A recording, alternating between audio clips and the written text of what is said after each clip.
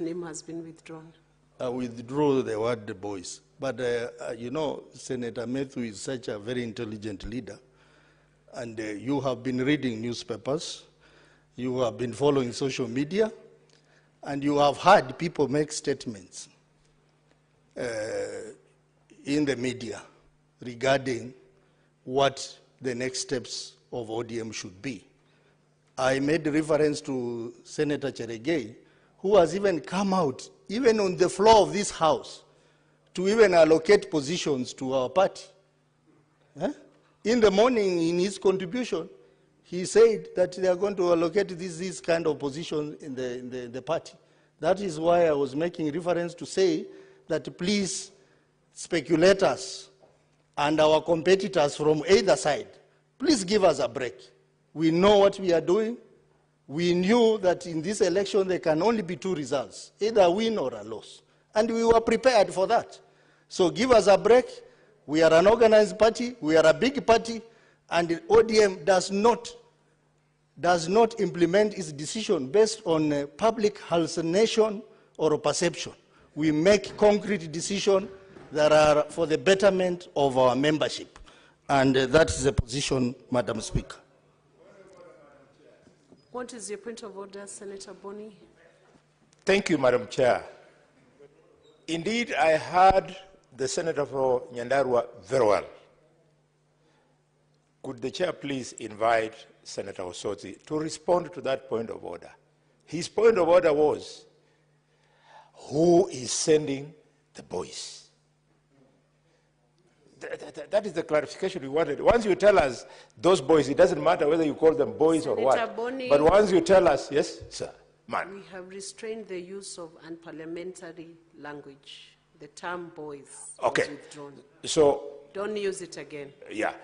The point of order, Madam Speaker, was the identity of the person or people who are sending the people he called those names. Who is this force? Proceed, Senator Osotsi. I believe it should take less than a minute to clarify that. My time is being eaten into, but very clearly that what I was trying to imply, Madam Speaker, is that we are getting a lot of unsolicited advice from people who are not members of ODM party, telling us what to do next. We do not want that advice because we are a strong party that has structures and that has systems on how decisions are made. So let them give us a break. We are reflecting and we will make the right decision. And we went to this election knowing there are two results, a win or a loss. And we were prepared for both. So all this hallucination and perception should immediately stop. Thank you, Madam Speaker. I support. Thank you, Senator Osotsi. Senator Edwin Sifuna Watenya, Deputy Minority. Honorable Speaker, it is an honor to go after my Deputy Party Leader has spoken on the position of the party.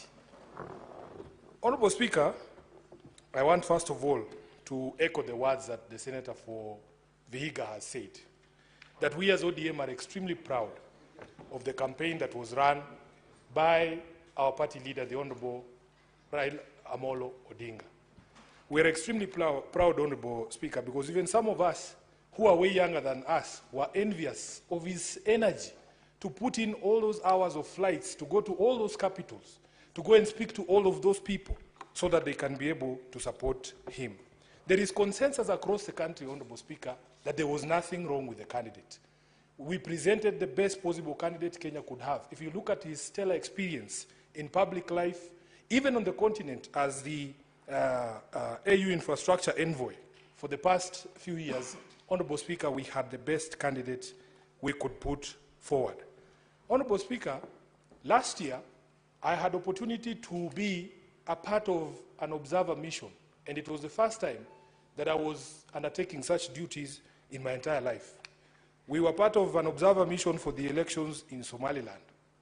And that is when, Honorable Speaker, I came to realize that sometimes the decisions that are taken in our internal borders or in the borders of one country, we think sometimes that they are entirely our decision.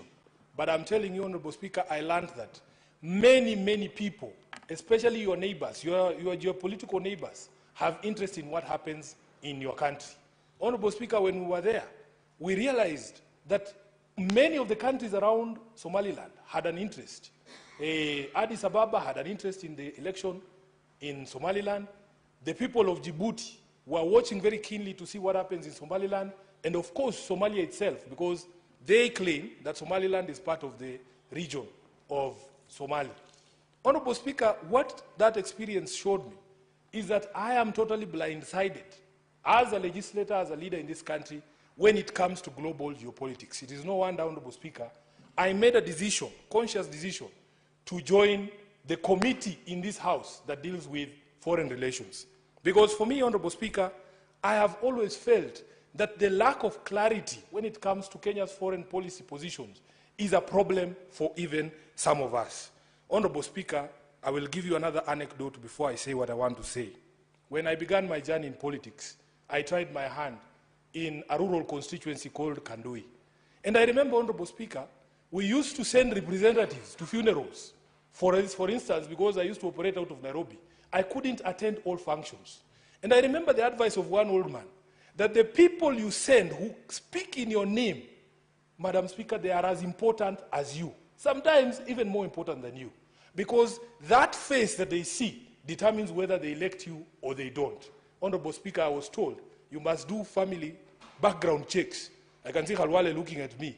Honorable Speaker, if Khalwale sends somebody to represent him at a function in Malinya, and that person has questionable character, like for instance, he's a night runner, or he's a murderer, or he has bad manners generally, then the reputation of that person rubs on you as a candidate. I want to say very clearly that there is consensus that there was nothing wrong with our candidate. The problem, as I see it and as I understand it, is the bad manners of the Republic that he was fronted by. And I want to go through those bad manners, Honorable Speaker, because it is something that is worrying to us. Honorable Speaker, people make decisions based on how they feel about you, your relationship with them. And I believe the election of the AU was no different. We were all very perturbed when, a few months ago, some leaders of a rebel movement were granted opportunity to speak from our shows here. And Honorable Speaker, this I want to draw the distinctions between what Raila Odinga believes in, the things that I know he believes in, and the positions that have been taken by our country that are diametrically opposed to the things that he believes in. Raila Odinga is a Democrat. He would never support the appending of power other than by means of democratic processes. He would never support a situation where you have people who are threatening peace and stability in a neighboring country, and then you grant them, a stage for them to be able to perpetuate this division in their own homes. So therefore, Honorable Speaker, you have this Pan-Africanist who believes in democracy, who believes in the democratically elected government in the DRC, and then you have your own country, the sponsoring country, allowing rebel movements to have a stage in our own republic to say things and undermine democratically elected governments back home. Secondly, Honorable Speaker, there are certain things that I actually believe, like global conflicts, that I admit that maybe I do not have the solution. But Honorable Speaker, when your country takes a position on that, you instantly make enemies and friends. And the clearest example to me is the conflict in the Middle East. This is one of the most complex global conflicts, Honorable Speaker. And many people have gotten to a place where we feel that even the proposed solutions that used to appear like they could work, as days go by and the events in the Middle East continue to unfold, we start to feel like maybe there is no solution to these problems. Honorable Raila Odinga is my party leader. I have had him publicly take a position to support the Palestinian people and say that they have a right to a home. Honorable Speaker, that is the position of the candidate. But what is the position of the sponsoring country? Honorable Speaker, when the sponsoring country takes up an opposite position to the candidate, then it presents a problem. So these conflicts between the position of the candidate and the position taken by government, I believe, contributed to the situation that we are right now. Honorable Speaker, of course, all of us know that once conflict erupted in the DRC, there are certain notions, especially from countries and players in that particular country, that Kenya's position was not a position that was advancing the security and peace of the DRC. Honorable Speaker, we have a very strong voting bloc, the Southern African Development Community. You know the position that they took at the AU. One of the biggest countries and most influential countries in that particular bloc is South Africa. South Africa lost 13 soldiers out of that eruption of violence in eastern DRC just a few weeks ago. The feeling that I have seen amongst many of these people is that that conflict and that emergence of violence was mishandled by the regions, and especially by Kenya. Honorable Speaker, the evidence is in the fact that when our head of state called for a regional summit to discuss that conflict, in fact, the DRC refused to attend. Honorable Speaker, these political decisions that we make here internally, Madam Speaker, they have global implications. The positions we take as a country have implications of how the rest of the country, the world views us and our standing in the community of nations. Honorable Speaker, most of us were shocked. Just a few days ago, I was sitting at KICC, and there was a red carpet rolled out, and there were very lovely ushers there. And I remember asking them, and they were all dressed in a shade of red, I think. Point of information. It's called. Point of information. Point of information. Would you wish to be informed by It's Senator? going to mess my flow of Senator thoughts. Eddie. But let him inform me. Senator Eddie, do not mess the flow of thought from the Honourable Senator's submission. Madam Speaker, this is one of my favorite leaders in the minority side, so I wouldn't want to sometimes interfere with this point of information. But I think I've listened to him using the word position of country interchangeably. Leader is that there is no country's foreign policy decision and written to those effects of those insights that you have shared. So I just wanted to make that distinction that position of country is different from position of individuals. Thank you, Honorable Eddie. I think I meant the position of the state of the Republic of Kenya as enunciated by the head of state, the Honorable Dr. William Samoei Ruto. And Honorable Speaker, when countries deal with you, the position is articulated by the head of state. I mean, if you tell the people of Djibouti to tell you what the position of Kenya is on an issue, they will most likely go with the position that has been enunciated by the head of state. Honorable Speaker, I was on the question of the presence of the RSF from the Sudan in Nairobi. Again, Honorable Speaker, the newspaper reports were that they were here to sign some pact that was going to put in place a new government in the Sudan. Why are we meddling in the situation in the Sudan when we know there are two warring factions? We used to play a role of mediator. When the president was President Moi, he was known for being a peacemaker. This country used to be known as a diplomatic hub where these global and regional problems were resolved. But it is no longer the case because we appear, at least the appearance of intermeddling with the internal affairs of our other countries and especially our neighbors is hurting our image.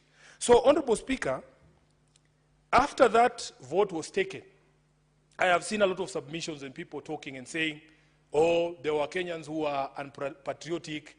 But I want to remind Kenyans that we are a very divisive society.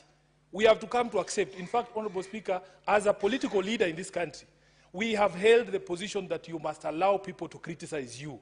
You must allow people to insult you because, as you know, you are a lawyer like myself, Honorable Speaker. The High Court, our own High Court, has ruled that the freedom of expression extends to insults. That there is no requirement, and Senior Counsel is here, he can tell us, there is no constitutional imperative that when somebody speaks to you, they are nice to you. There is nothing like that. The protections or the limits to which the freedom of speech can reach are only the ones set out under the Constitution, and they don't extend to those things. So, Honorable Speaker, there is this debate about patriotism. And I've asked myself, what is this thing called patriotism? Honorable Speaker, we live in the city here. And in Nairobi, we have one simple rule. If you love me, I will love you back. But if you do not show me love, there is no way you can expect commensurate affection from me. It is that simple. You love the people and the things that love you back. Honorable Speaker, when you speak to many of the young people, they feel that this country does not love them. From the day that you are born, Honorable Speaker, look at the situation in our maternities. Look at the situation in hospitals like Mama Lucy. The country, because of our failures to provide proper health care, is actively trying to kill you from the day that you are born. That is the situation we are born into. if you compare to other countries, Honorable Speaker, and we have traveled the country, the world, and we have seen, from the days that you are born, the way the country takes care of you, the sort of maternal health care that you are given, the sort of nutrition that you are given, you can see a country trying its best to make you survive, not a country actively coming after your life. Honorable Speaker, we go to places and we see education is free from primary school to the university. The country is actively trying to mold you into a proper citizen for the benefit of the country. It is very easy to love a country like that. But what is the situation in Nairobi? What is the situation in Kenya? Honorable Speaker, we have not done enough to make people feel like they belong to this country and that this country works for them. You cannot therefore fault people when they express anger against their own country.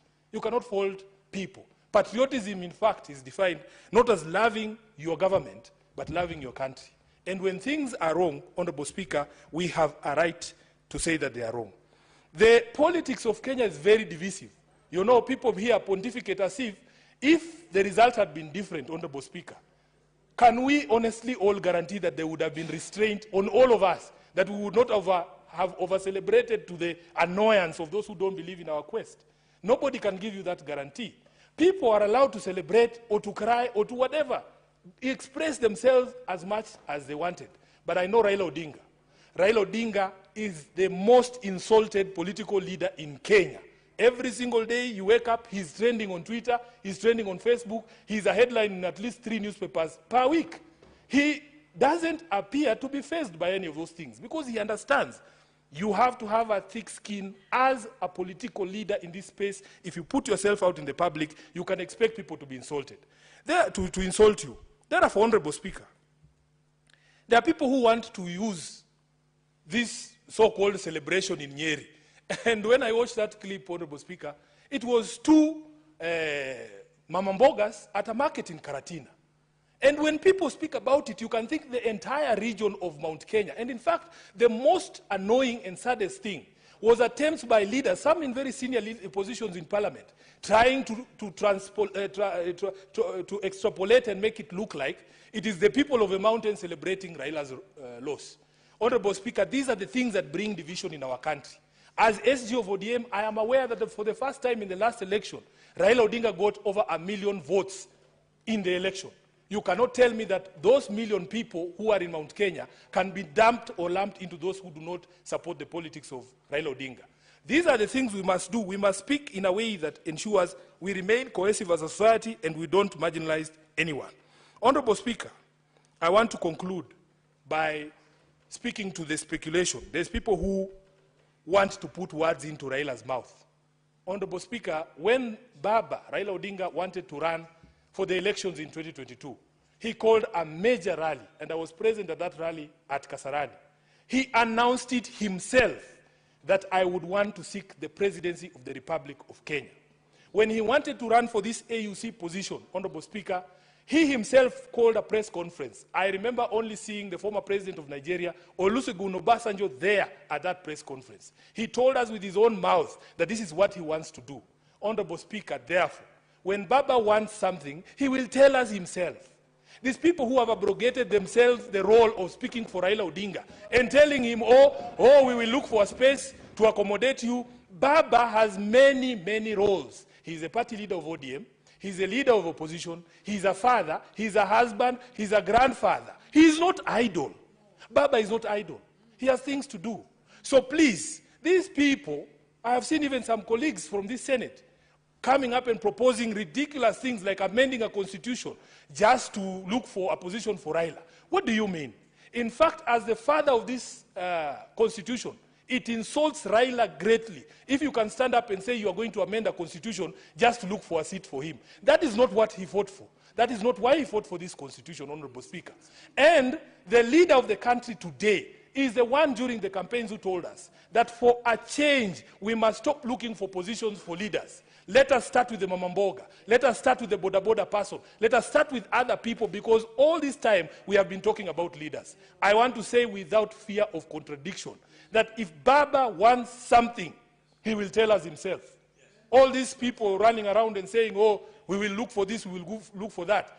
How do you know? He's not interested. Has he told you he's interested? And he has a mouth for himself. Do you know, Honorable Speaker, that despite me being the SG of ODM, I do not speak for Raila. He has his spokespersons.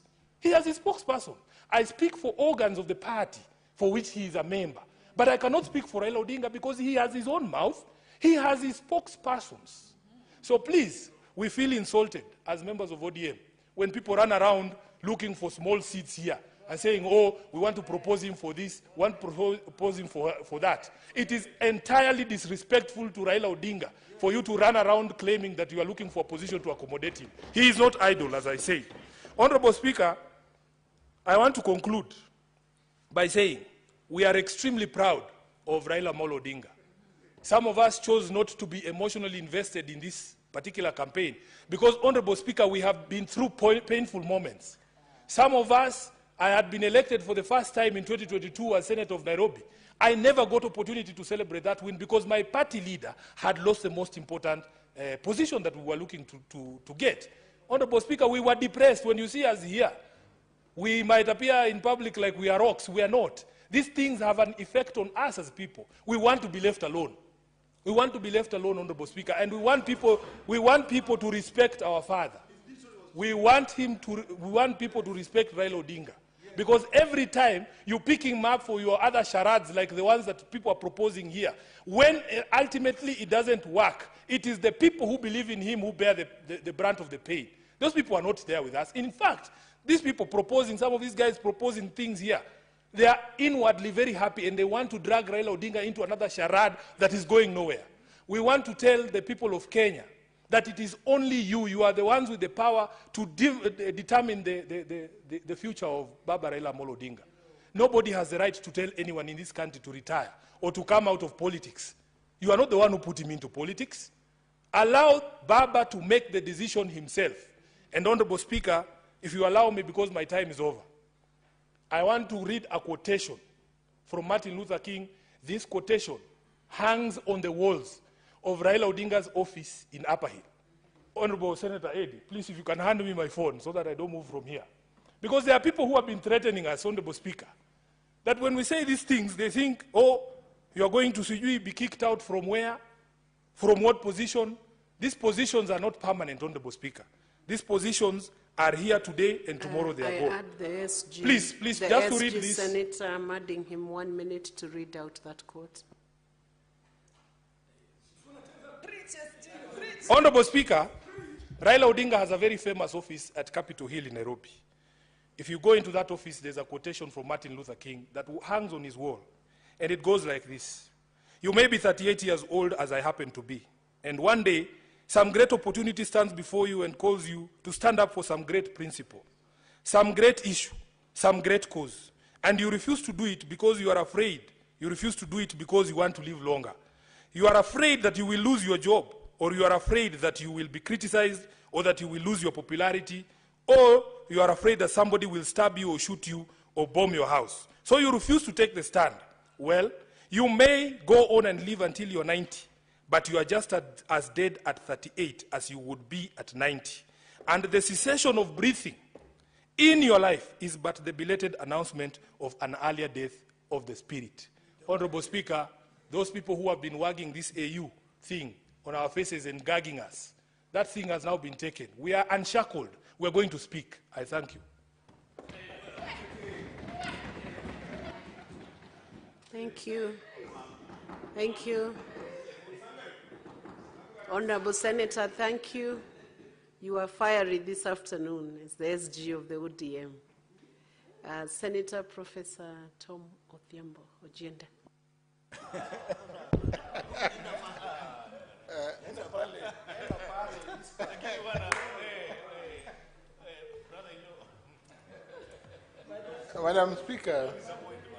Madam Speaker, contributing to this motion after Senator Sifuna and speaking to the very successful, I must say, for this country, bid by the Right Honorable Raila Odinga to secure the leadership of the African Union Commission, coming face to face with, Madam Speaker, issues that the Secretary General of my party, ODM, has correctly enunciated this afternoon, that due to geopolitical questions that abound in the Gaza, the views of various structures, Madam Speaker,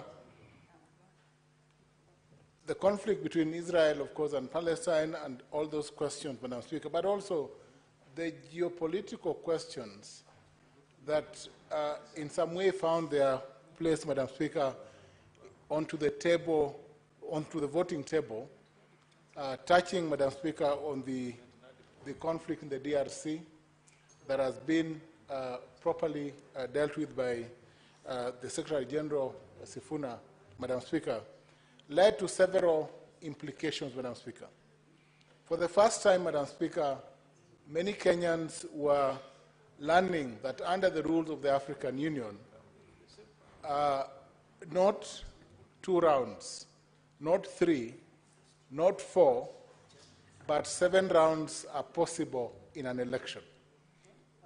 And we saw, Madam Speaker, that out of the 7 rounds, the first 2 rounds were successfully won by Baba, and he stepped out of the 6th round, going into the 7th. Madam Speaker, these rounds of elections speak to a number of questions, Madam Speaker. It is the democratic intention of the rules of election of the African Union to afford countries an opportunity, and leaders an opportunity, and candidates an opportunity to integrate and reintegrate Africa even during elections. And it is for that reason that it was only in the 7th round that Yusuf of Djibouti garnered the required 33 votes that are required under the rules to win an election for the AUC chairmanship. Madam Speaker, I speak not as one of those senators who have spoken to the need for thinking beyond the election. But I speak, Madam Speaker, on this podium as a senator who is concerned about the unity of this country. And that beyond the election, Madam Speaker, a framework, though I am not a party leader of ODM, though I'm not the Secretary General of ODM, a framework, of course, will eventually be found for the political party to settle onto a position. And I am sure that my political party, the ODM, is a political party that is built on structures and not on quicksand. A political party that is built on philosophical foundations, firm, and that are not only concerned about regional, but also has international concerns, that it is not a local party, as Deputy Party Leader Osotsi has put it correctly this afternoon. It is a party, Madam Speaker, that speaks to structures. It is a party that speaks to posterity. It is a party that considers not local, but regional, national, and other factors, Madam Speaker, and that is why Baba was presented for election to the AUC. I am sure, Madam Speaker, when Baba finally speaks, he will speak to ideals that unite this nation. Baba will speak to ideals that will temper some of those tempers out there. He will speak to ideals that will bring together the people of Nyeri, the people of Migori, the people of Kitale, and the people of Mandera. Baba will speak to ideals, Madam Speaker, that will ensure that this nation moving on is a nation that is united under His Excellency President William Ruto. It is to those ideals that we look forward. It is to those ideals that Senator Sifuna is speaking to this afternoon. It is to those ideals, Madam Speaker, that Senator Deputy Party Leader Osotsi has spoken to this afternoon. Madam Speaker, when Martin Luther King spoke of his dream of a nation where there would be equality amongst white children and black children, he meant it. It is that history that we are living today, that we also want to speak and see a nation, Madam Speaker, where all are treated equally, where all, Madam Speaker, are treated fairly. We want to see a nation, Madam Speaker, where all can be heard in support or in dissent, Madam Speaker, where all can live in peace and safety, Madam Speaker. I have a dream. Thank you, Madam Speaker. Thank you, Professor. Senator Okoitaniro Mutata.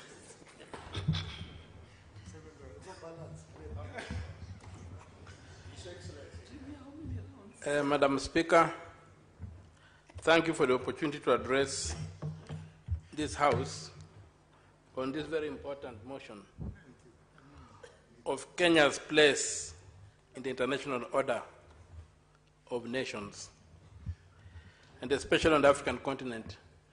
Before I do that, I also take the opportunity to pass my condolences and to pray for our two members of parliament who recently left us and went to be with the Maker. I was held up yesterday in other official functions, and I could not contribute to the motion when it was here. So I express my condolences, and I pray that the Almighty God has mercy on them, receive them in eternal bliss, and continues guiding their families and giving them strength to cope in their absence. Having said that, and having listened to the debate that has gone on this afternoon, I don't have much to add on what happened in Addis. What happened in Addis happened. Many people have speculated why it happened without producing any concrete evidence, but we take it as that. The fact is that we did not get the seat through the Right Honorable Raila Odinga, but we rallied behind the flag, as it's required of anybody to be patriotic. We rallied behind the flag, and so it went. But behind being patriotic is also being accountable. We have had it said on this floor that the Right Honorable former Prime Minister visited 51 countries. It would be, and also we saw a motley crowd of Kenyans, a mixture of all manner of characters in Addis Ababa during the voting. Some even engaging in shamanical expressions of anticipations of victory. I would pray that in the interest of accountability and transparency, this House be informed how much money was spent on the campaign. Was it private money? Was it public money? And if it was public money, who authorized it? Was it in the budget of Parliament? Or was it in some mischievous arrangements between the Treasury and elements in the executive? Because it is this kind of escapades where there's no accountability that are used to steal money from Kenyans. So my interest is that the campaigns are over. We rallied behind the flag, but let us be informed how much money was taken out of the Treasury, if at all, and what procedure was used to authorize that. Because I've checked the Appropriation Acts of Parliament, I've not found any provision for that campaign.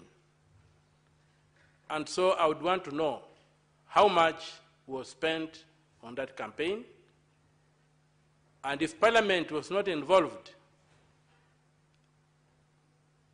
who authorized the Treasury to spend that money, if the money came from the public? The other issue that I would like to speak to, yes, please inform me. Would you like to be informed by Senator Eddy? If it's credible. Proceed, Senator Eddy.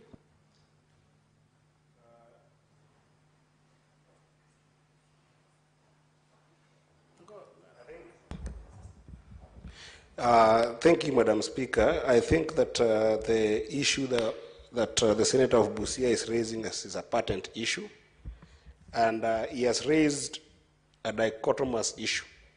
One is the issue of the campaign, and the other is the issue of those who went to Addis Ababa. It would be remiss of me not to speak on one that does affect me directly, because I did travel to Addis Ababa, and I did interact with the people who traveled to Addis Ababa to be able to give support to our own. I want to inform the Senator of Busia on the issue of those who traveled. Majority of whom I interacted with, and I also traveled to give Raila Odinga support. We self-sponsored to go to Addis. And if you need the evidence to that effect, I am willing to table as many as possible of those people who believed that indeed supporting our own, just like we'll go to a rugby sevens in South Africa, or you will go to watch our sister Kipyegon run in a marathon, or you will go to watch Kipchoge in Olympic. Some of us were patriotic enough to believe that this matter was very important for the country, that we self-sponsored ourselves to get to Addis Ababa. That is an important information that I think that patriots like yourself should understand, that patriots like us did take that chance and did take that hint to be able to go and support Baba Raila Odinga in Ethiopia. I thank you, Madam Chair. Thank you, Senator Eddy. You can proceed, Senator Okia. Thanks for the unverified information. I would love to see you table that you have promised to table, to demonstrate to this House that people self-sponsored. In the absence of that, you hold your horses and forever keep quiet. Moving on, Senator Okia, the Honorable Senator actually offered before being prompted that he could table the evidence. So it shouldn't be an area of contention. He can bring that evidence and table. It's not an area of contention, but it's an attempt to sugarcoat a tablet. And that sugarcoating, the one I'm guarding against. Which you would conclude after he tables and you find it's sugar-coated. That's the only time you he needs to produce have rendered a fair judgment on the issue. As well as Soyinka tells us that Senator Eddy, you will be allowed to table that evidence that you paid your own ticket and you paid your own. Okay. Thank you, my Proceed. brother. Having said that, many issues aside, a lot has been said about foreign policy. Where I stand, foreign policy basically means how attractive are you to others, or how threatening are you to others. If you have no nuclear weapons, you cannot be threatening in the modern world. So you must have something attractive. Therefore, to be attractive, it means that your domestic policy, your domestics are okay. So, for me, I think the problem we have is, in framing what you call a foreign policy, is on the domestic front. You cannot have a foreign policy worth talking of if the rule of law is disregarded. People who have got a different opinion are abducted. Foreigners who seek refuge here are kidnapped and repatriated, extradited, or whatever the word is, to their countries without due process. All those things, when you can't pay your schools, your universities, your hospitals, everything is in a mess. Your debts are unserviceable. You can't talk of a foreign policy when the home front is on fire. You can only talk of a foreign policy when and if the home front is proper. And so when you talk of the home front, we have got this thing of governance by merchant values. Some may call it deal making, but almost what you talk of the merchants of Venice in the plays of Shakespeare. Here we are, that today in Nairobi, we have the Janjaweed being allowed to open an office. This is a genocidal organ that tried to eliminate black people, and it killed millions of black people. It was not even religious, because the people in Darfur are largely Muslim, profess the Muslim faith, but they were killed because they were not Arabs by this group. It's a record, it's a matter of public notoriety that the Janjaweed, which has now been given an office in Nairobi to operate from, has a history of trying to eliminate black people. What do we stand for as a country? Who has benefited from that process? Where is the due process leading to that particular decision? Article 10 of the Constitution is very clear.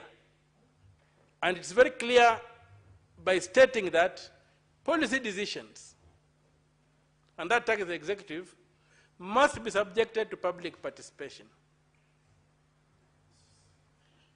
At the very least, a paper should have been tabled in Parliament on the issue of Kenya wishing to go to bed with the Janjaweed. Then we could debate it. Also surprising is that this thing has happened so soon after the Addis Ababa debacle. I call it a debacle because, looking at the evidence, such things don't happen overnight. There must have been negotiations and must have been interactions between this group and the regime running the Republic of Kenya.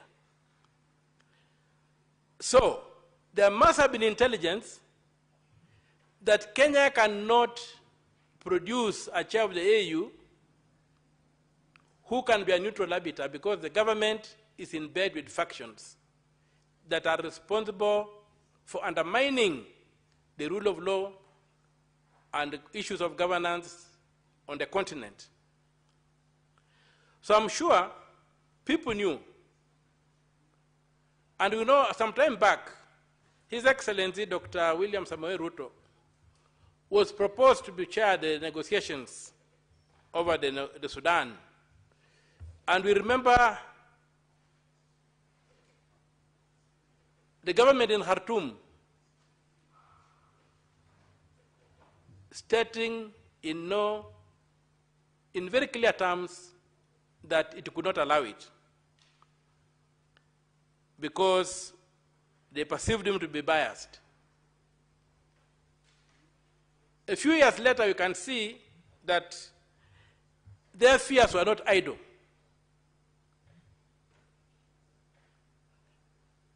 Their fears have been proven by the presence of the Janjaweed here. We have seen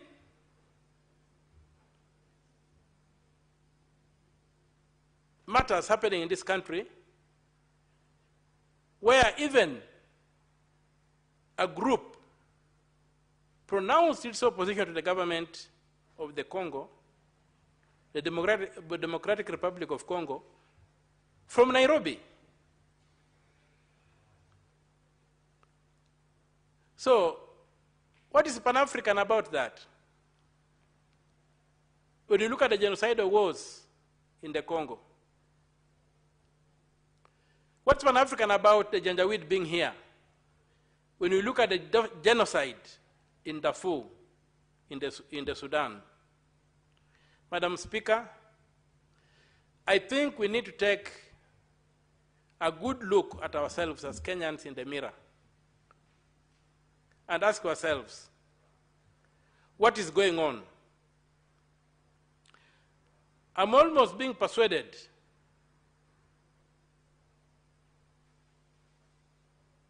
that we are getting to a point whereby the Republic might need to invoke Article 144 of the Constitution.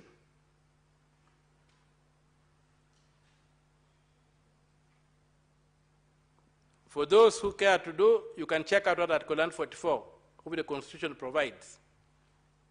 Because some things that are happening defy logic, defy any attempt at understanding them, and can only happen outside the sphere of a well-constructed syllogism.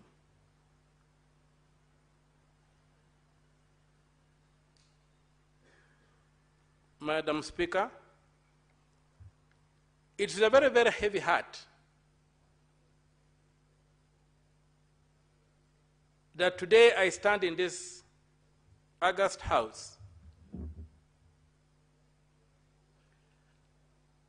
as a powerless legislator,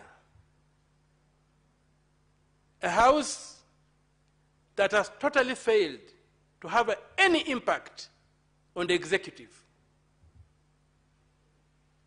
a house that has got absolutely nothing to write home about its achievements. Absolutely nothing.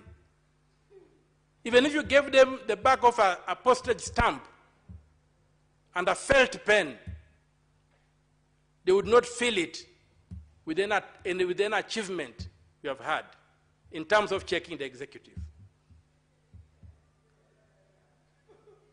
We don't understand the insignia on our own desks here.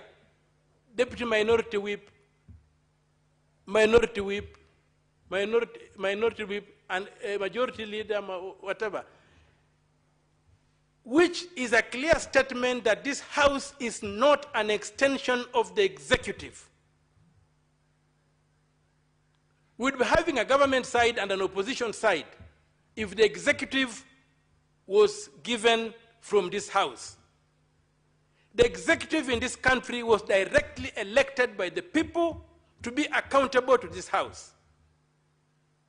The structure of the Constitution is such that the president must be lobbying and begging this House to allow him to do what he wants to do as a check. If it's appointments, they come to Parliament for clearance, be it in the National Assembly or here. If it's a budget, it comes to Parliament for approval. But things have been turned on their head. And today, it's MPs kneeling before the president instead of the other way around. So I'm totally ashamed and embarrassed that I belong to a parliament that is totally incapacitated for reasons that I don't know. Everything has been turned on its head. And as a result, the executive behaves like it's a law upon itself. That's why the Janjaweed can be given an office in Nairobi at the whims of an individual and claim that the people of Kenya have welcomed the Janjaweed to come and run their genocidal government from Nairobi. It's extremely sad. Madam Speaker, I played with my fellow members of Parliament in the Senate and in the National Assembly. Senators and assemblymen and women. Senator Osotsi, you have an intervention? Have you pressed for intervention?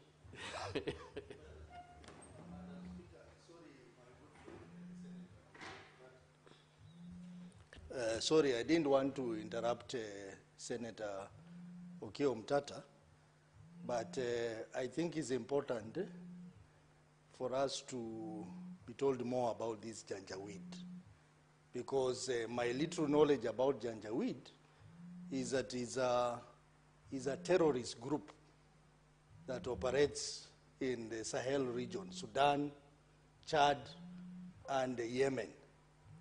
And Senator Omtata, whom I respect a lot, and I know he has a lot of information, he has said that they have opened an office in Kenya. So I think this is a serious matter that even me as a representative of the people, I would like to know more about that.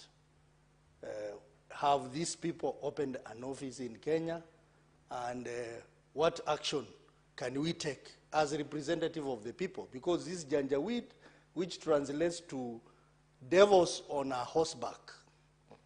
That is what it means in English. Is a destructive group, is a terrorist group, which was even defined as a terrorist group by the United Nations. So if indeed they are in Kenya, and I don't want to doubt what Senator Mtata is saying, because he has always proven that whatever he says, he has researched very well. So I think I need to know more about that, Madam Speaker. Honorable Senator Okia Mutata, you know, under the Standing Order 105, you have a responsibility for a statement, issuing statement of fact for everything you allege while you are debating. You can proceed to give information that supports what you have alleged. Incidentally, Senator Soti, thank you for asking me to do the obvious. I always carry my laptop, and I've just clicked in the word search under warring factions in the Sudan. And what has come up, Sudanese, under the heading Sudanese Civil War 2023 to present on Wikipedia, that is HTTP. Honorable Senator, are you presenting social media facts? It's not a social media fact. This is an internet resource. It's a Wikipedia, an internet resource. Yes, it's an authority, and I've referred to it. So the two opponent factions consist of the Sudanese Armed Forces, SAF, under Abdel Fattah al-Burhan, and the Paramilitary Rapid Support Forces, RSF, and its allies, collectively the Janjaweed Coalition, under the Janjaweed under Hemedit. What is your point of order, Senator Eddy?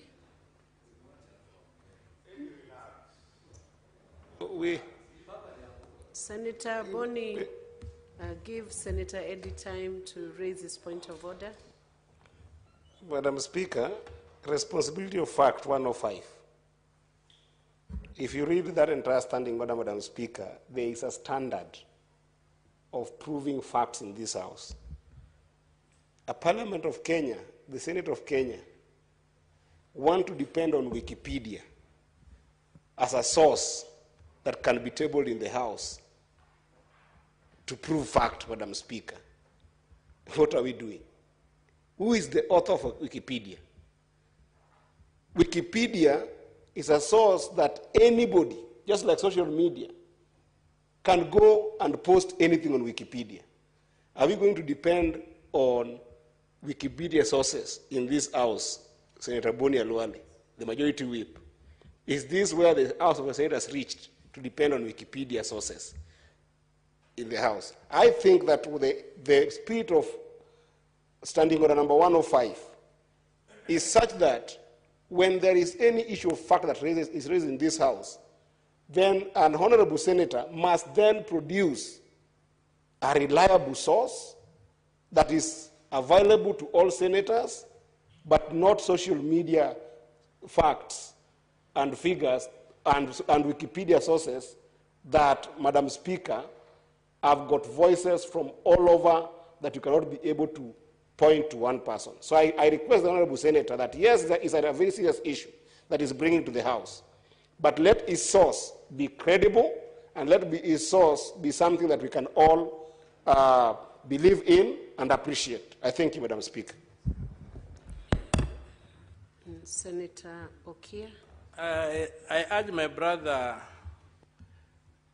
Senator from Migori, to dismount from his emaciated and starving high horse and understand that Wikipedia always has links to sources where the information comes from. But that as it may be, I would also like to bring in another authority. I was still producing authorities. Okay, Senator Okia, it's your responsibility to give verified information whose authors may be known or the source is credible.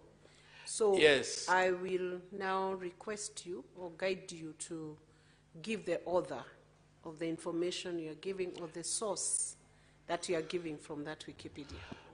Well, I'm here. I've left the Wikipedia alone. I'm here at https://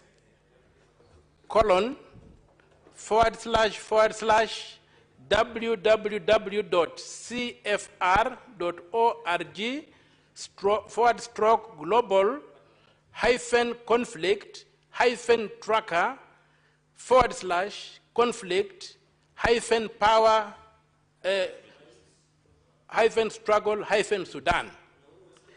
By its heading of the document is called Civil War in the Sudan by the Center for Preventive Action, a highly recognized body. Senator Okia, I appreciate what you're reading, but you're the only one in this house right now who has access to what you're reading.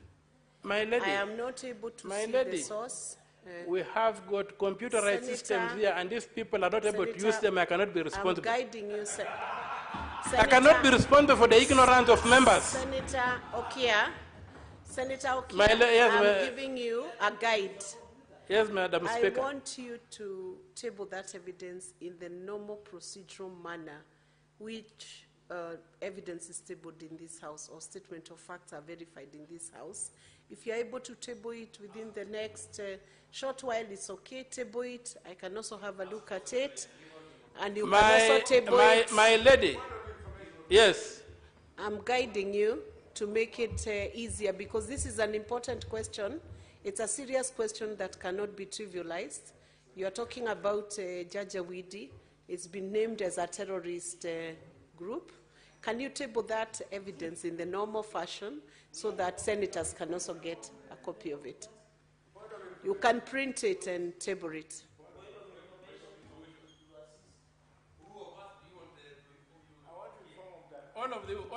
Senator Boni, would you like to be informed by Senator Boni? Yes, all of them can inform. Okay. Yes, Madam Speaker, indeed, this is a very important issue. And we should not muscle the Senator of Busia without paying attention to what he's saying. Wikipedia is an encyclopedia which is referred to in Hawaiian language. In Hawaiian language, Madam Speaker, encyclopedia is referred to quick, fast speed. So to challenge its authenticity is to pretend that an encyclopedia is not an authoritative document. Secondly, Madam Speaker, Janjaweed is equally defined as a terrorist group in Sahel region, unless the senator of Migori is an ignorant man, and I know he is not. If you are uncomfortable with the truthfulness of Senator Omtata, then say it. Because he is not the first to mention the word Janjaweed in this country. It is in public domain. And in parliamentary palace, Madam Speaker, as I informed His Excellency Okia, matters that are in public domain are admissible. Thank you, Madam Speaker.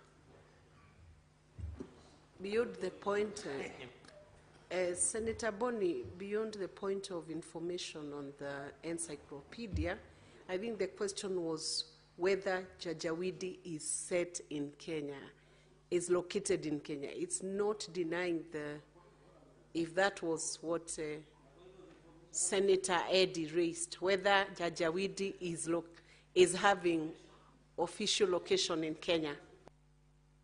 Is your point? Would you like to be informed by a senator from Nandi? Okay. Senator Cherarige.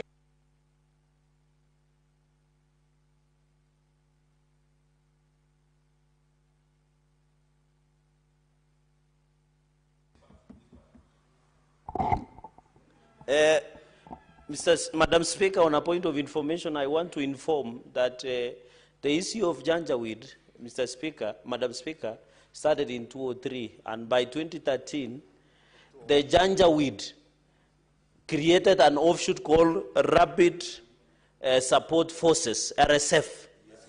So when you refer to RSF and Janjaweed, they are same family but different species if you did biology. So people who did biology and brilliant like us who went to Kapsat Boys High School, who has produced 2 presidents, Moi and Ruto, then you are able to understand.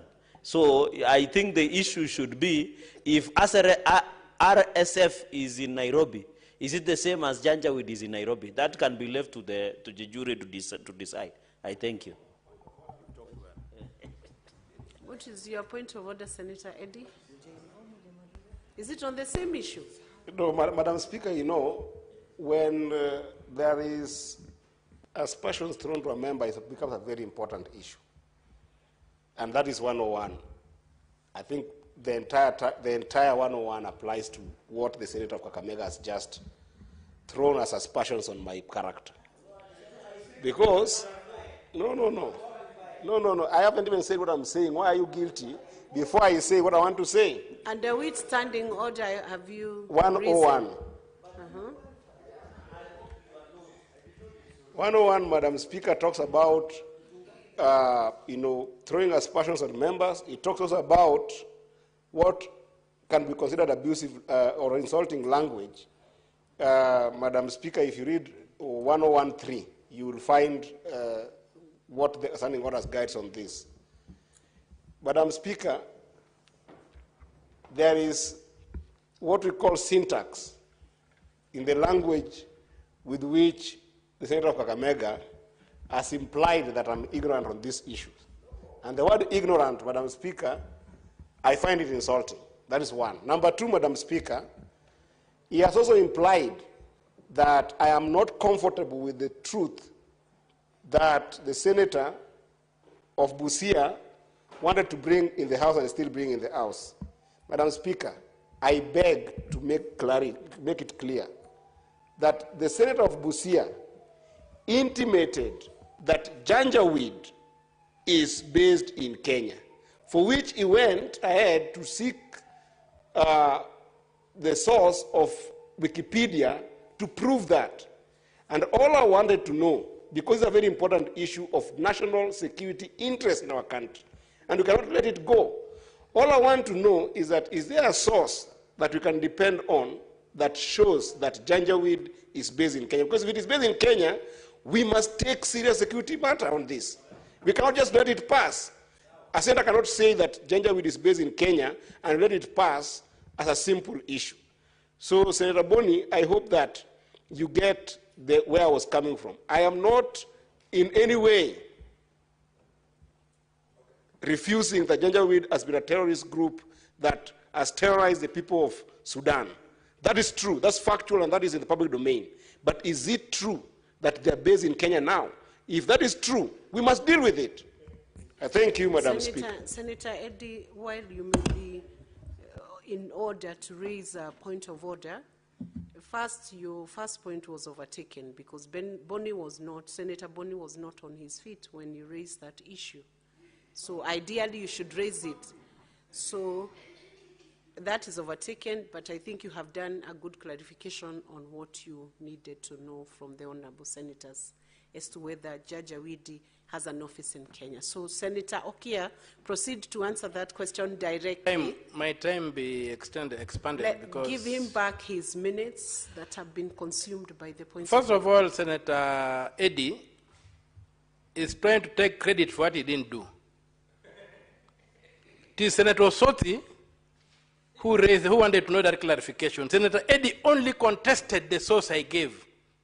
So Senator Eddie cannot stand here and begin thumping his chest as a knowledgeable man who wanted to distinguish. You only challenged Wikipedia. You didn't understand what Wikipedia was, and Honorable Khalwada has helped you to understand what Wikipedia is, including telling you about its Hawaiian origins. Now, my lady, in terms of taking him to standing orders, I don't think that we are still in the age of brick and mortar as security.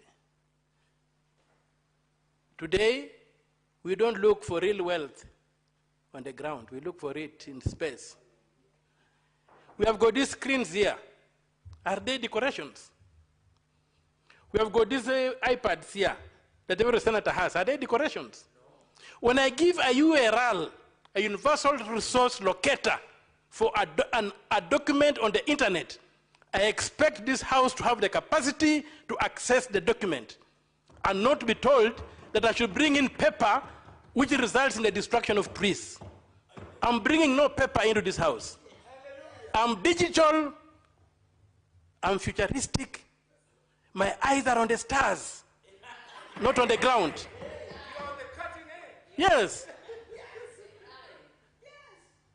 In the age when the AI is coming in and we see talking of paper, brick and mortar, no way. I challenge the House to log into the URL I've given and display the information on the screens in this parliament. Now, here and now. And individual senators who cannot use their gadgets should ask for a refresher course to be taken for induction so that they can access the internet using the gadgets in this office. The taxpayers do not enable us in vain.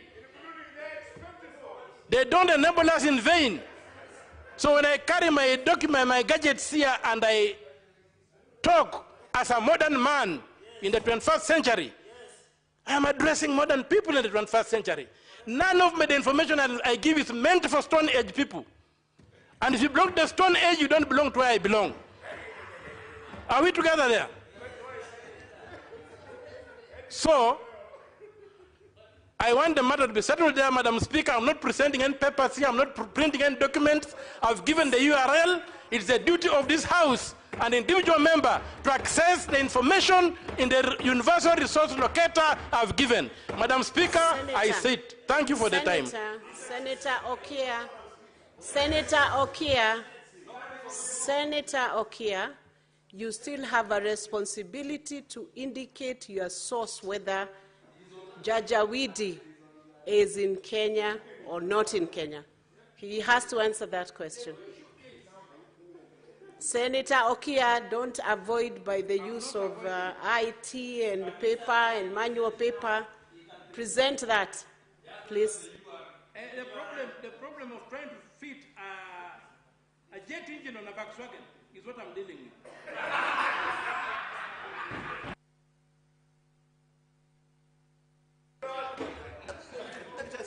Yes, my information from, I would like to be informed, Madam Speaker, by the Senator, I have first directed you what to do, to give the evidence and but to you have guide refused. whether AJAABU is. Can you display the document I've referred to on the screen, then I'll point to it and walk people through it? Well, that's what I'm requesting. Yes.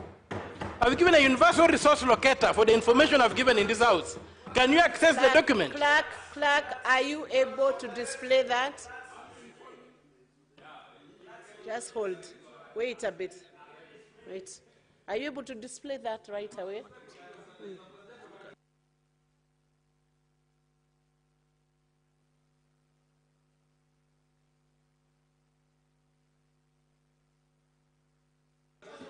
Senator Okia, I direct you to go to the technical team, table the URL you quoted, the source of that website, and then it will be dealt with. It is your responsibility once again. It is not the responsibility of the clerk to table for you. You table the evidence with the clerk. Give the information. Give the details of what you need displayed. Madam Speaker, it is not at the table. Your authority is limited to the confines of this building during debate. You cannot give me instructions. But the clerk is here. Can you table it now, Senator Okia? I have directed you. I can read it out. Write it down for them. I have given you the guide. They are skilled in writing. I have given you the guide. Senator Okia, you are bordering on being disorderly now because you are disobeying the chair. Okay, Madam Speaker, order. If that's the attitude you are taking, I sit down, I cease my contribution until I get to a forum where I can be understood. Thank you. Address. You are out of order, Senator Okia Omutata.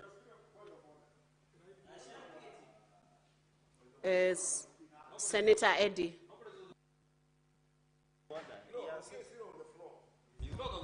He is.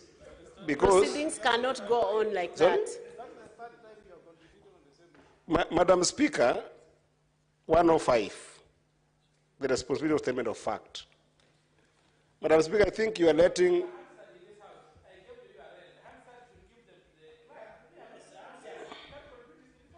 Madam Speaker, may I be protected from Senator Okia Mtata? Madam Speaker, I want Senator Okia Mtata to understand from point of order number 105 that nobody is disputing the importance of the issue that is raising. In fact, that issue is so important to all of us. It's very important to the country. But Senator Okia cannot say something that he cannot substantiate and run away from it. I think that is disorderly, Madam Speaker, because the source online, and nobody was requesting for a paper source, even the sources online are not all credible. Madam Speaker, that's the argument I've been making here. That if you say you've got a source online, it's not about whether people cannot be able to access online sources. It's about, can you rule, Madam Speaker, on what is the threshold of credible sources that must be given in this House, whether paperwhite or online? Because if the Rocky is going to run away from giving us sources because he knows that the source online is not credible, that's not fair to this House, Madam Speaker. And I think that we expect a ruling on that, because I would want to know, as a citizen of Migori, if Janjaweed is in this country and have an office in this country, then I must know how I protect my people in Migori County. Then I must know I participate in this House to make sure that our security is guaranteed, Madam Speaker. It cannot be said as a passing statement, as a political statement, and let to go like that, Madam Speaker. I request for your ruling on the credibility of sources, Madam Speaker, under 105, and number 2, whether Senator Okia Mtata is obliged to be able to provide that source online or in paper for us to follow. I thank you, Madam Speaker. To who? Who are you informing? Cannot inform the Speaker. Before I rule on the point of order by Senator Eddy, I'll give Senator Kinyua an opportunity to raise his point of order.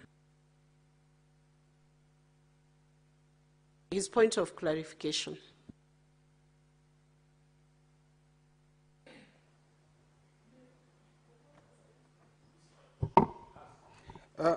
Madam Speaker, I was just concerned because Senator Okia Mtata is indicating the site or the source of his information. Why was it difficult because for him, whether the source is correct or not correct, it is up to the table and the Senate to rule on that matter. And he had given the site.